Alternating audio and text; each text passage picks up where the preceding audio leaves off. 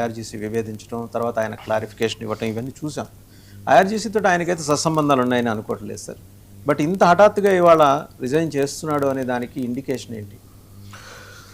2-3 అంశాలు జరుగుతున్నాయి ఇరాన్ యుద్ధం సమయంలో. ఒకటి నెరేటివ్ వార్ఫేర్, 2 నిజమైన వార్ఫేర్, 3 ఈ డీల్ పేరిట జరుగుతున్నటువంటి ఒక ప్రహసనం. సో 3 అంశాలు ఇందులో ఉన్నాయి. అమెరికా ఇరాన్ యుద్ధం నేపథ్యంలో ఫస్ట్ అసలు యాక్చువల్లీ అమెరికా ఇజ్రాయెల్ 2 కలిసి ఇరాన్ మీద దాడి చేయడము, కీలక నాయకులందరినీ కూడా హతమార్చడము. కీలక నాయకులు ఎవరైతే అయతొల్లా అలీ ఖమనీ దగ్గర నుంచి మేజర్ నాయకులందరూ చనిపోయారు. ఒక 40-50 మంది కీలక నాయకుల్ని చంపేశారు. ఈవెన్ ఐఆర్జీసీకి సంబంధించిన కీలక నాయకులు చనిపోయారు. ఆ తర్వాత పూర్తిగా రెజీమ్ చేంజ్ జరుగుతుంది అని అమెరికా భావించింది, కానీ రెజీమ్ చేంజ్ జరగలేదు.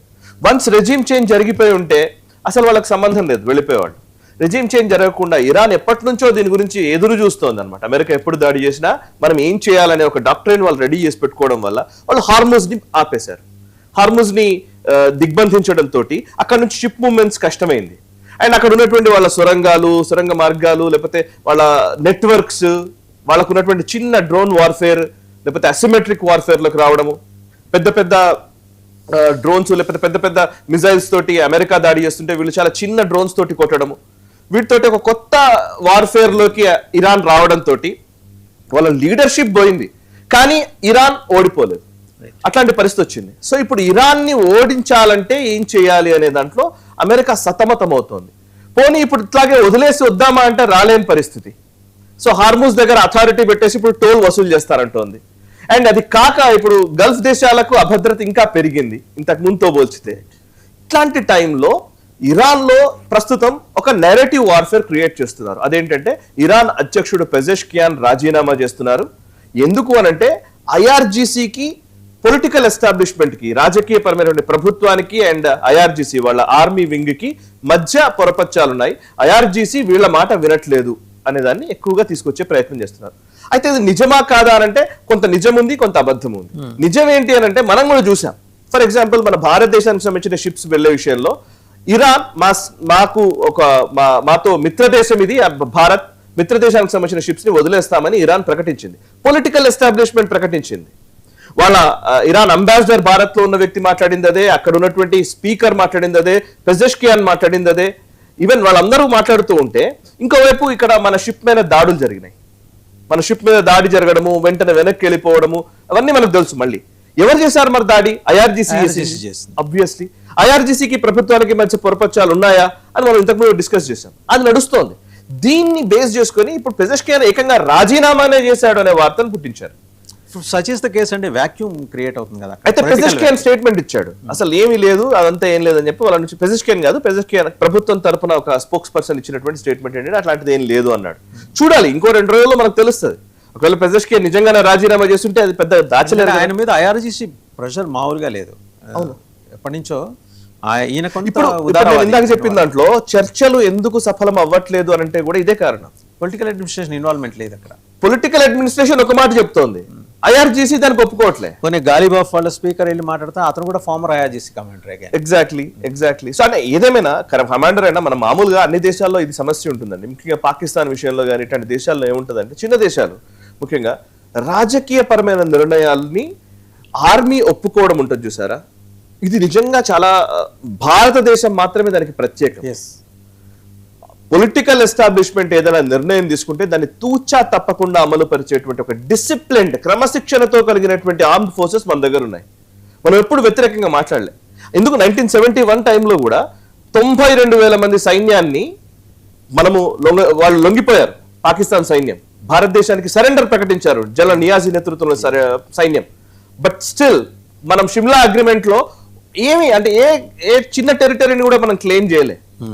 కొన్ని సందర్భాల్లో పొలిటికల్ ఎస్టాబ్లిష్మెంట్ ఏ నిర్ణయాలు తీసుకుంటుందో రాజకీయపరమైన నిర్ణయాల్ని త్రివిధ దళాలు అమలు పరచడంలో మన దగ్గర ఎక్కడా వ్యత్యాసం లేదు. అదే మీరు పాకిస్తాన్ లో చూడండి, మాట్లాడితే మిలిటరీ కూల్ అవుతాయి. ఇవాళ ఒకవేళ షహబాజ్ షరీఫ్ ఒక 2 స్టేట్మెంట్స్ ఎక్స్ట్రా ఇవ్వమని అసిమ్ మునీర్కి వ్యతిరేకంగా అసిమ్ మునీర్ వచ్చి కూర్చుంటాడు అంతే. వాళ్ళ దగ్గర మిలిటరీ కూర్ నిర్వహించడం అనేది సర్వసాధారణం. ఈవెన్ బంగ్లాదేశ్ లో అంతే. సో ఇరాన్ లాంటి దేశంలో ఇప్పుడు మనం మిలిటరీ కూ అనలేం, కానీ almost it is like that. ఇప్పుడు పొలిటికల్ ఎస్టాబ్లిష్మెంట్ పక్కకి వెళ్ళిపోతే ఐఆర్జీసీ కమాండరే మొత్తం నేనే డిసైడ్ చేస్తానంటాడు. అందుకే వాళ్ళ కాన్స్టిట్యూషన్ కూడా ఎట్లా పెట్టుకున్నారంటే ఒక మత గురువు ఉండాలి, ఒక పొలిటికల్ ఎస్టాబ్లిష్మెంట్ సంబంధించిన వ్యక్తి ఉండాలి, ఒక ఆర్మీకి సంబంధించిన వ్యక్తి ఉండాలి. అందుకే మత గురువు చాలా కీలకం, మత పెద్ద చాలా కీలకం. వాళ్ళు అందుకే ఖమైనీ అనే ఒక కాన్సెప్ట్ వాళ్ళ దగ్గర పెట్టుకున్నారు. సో అది లేకుండా ఇది నడపలేము. అందుకే ఇస్లామిక్ రిపబ్లిక్ ఆఫ్ ఇరాన్ అనే ఒక కాన్సెప్ట్ ని వాళ్ళు ముందుకు తీసుకొచ్చింది. ఈవెన్ మొదటి నుంచి కూడా రహల్లా ఖమైనీ దగ్గర నుంచి ఇప్పటి వరకు కూడా దాన్ని అలా కంటిన్యూ చేస్తూ వస్తున్నారు. వన్స్ ఆ ముస్లిం స్టేట్ హుడ్ అనే కాన్సెప్ట్ కనుక పక్కకు తీసేస్తే ఆ స్టేట్ ఎలా వ్యవహరిస్తుంది చెప్పలేని పరిస్థితి వస్తుంది. ఈవెన్ మీరు సిరియాలో అట్లాంటి పరిస్థితి వచ్చింది. ఇప్పుడు ఇంకో వైపు చూస్తే ఇజ్రాయెల్ లెబనాన్ మధ్య అటాక్స్ జరుగుతున్నాయి. అటు ఇరాన్ అమెరికన్ డ్రోన్స్ ని కొడుతోంది. అమెరికా ఇరాన్ కి సంబంధించినటువంటి డ్రోన్ ఎస్టాబ్లిష్మెంట్స్ అన్ని కొట్టామని చెప్పి సెంట్కామ్ ప్రకటిస్తోంది. ఈ యుద్ధం జరుగుతున్నట్ట లేకపోతే నిజంగా చర్చలు జరుగుతున్నట్ట ఇప్పుడు ఇంకా కన్ఫ్యూజన్ నడుస్తుంది. క్లమ్జీ అట్మాస్ఫియర్ అయితే అట్లానే ఉందండి. రెండోది పెజెష్కియాన్ రాజీనామా చేసిన తర్వాత అధ్యక్షుడు మారింది అనుకోండి, అమెరికా కన్విన్స్ అవచ్చం రెజీమ్ మారిపోయిందని. ప్రెసిడెంట్ మారిపోయాడని. ప్రెసిడెంట్ మారటం కూడా రెజీమ్ చేంజ్ లో భాగంగా అయి ఉండొచ్చని అప్పుడు అమెరికా విత్డ్రా అవ్వచ్చేమో. అంటే విత్డ్రా అవ్వదు, ఎప్పుడు విత్డ్రా అయ్యే అవకాశమే లేదు నాకు తెలిసి. ఎందుకంటే వాళ్ళు బేసికల్లీ ఇప్పుడు అమెరికా కూడా ఒక ఈగో వచ్చేసింది. అమెరికా కూడా అనుకున్నవి ఏవి ఇవ్వకుండా బయటకు రాలేడు. అటు ఇరాన్ కి కూడా మొత్తం అమెరికా చెప్పినట్టుగా విన్నారు అని అంటే కనుక అక్కడ పొలిటికల్ లీడర్స్ ని ఐఆర్జీసీ చంపినా ఆశ్చర్యం లేదు. Quite possible. అది సో అక్కడ ఆ దేశాల్లో మనం దాన్ని పెద్దగా చూడాల్సిన అవసరం లేదు, అంత సీరియస్ గా పరిగణలోకి తీసుకోవాలి. అందుకే అంటే ఆ థ్రెట్స్ ని బేసిస్ బెదిరింపులు అంటే సుస్థిరమైనటువంటి రాజకీయ నిర్ణయాలు తీసుకోగలిగే సామర్థ్యం లేనప్పుడు అన్ని శక్తుల ప్రాబల్యము ఎక్కువగానే ఉంటుంది. అంటే ఒకే ఒక పాసిబిలిటీ ఉందండి. ఒకవేళ నిజంగా పెజెష్కియాన్ రాజీనామా అనేది నిర్ధారణ అయితే next IRGC commander in chief will take over as the president.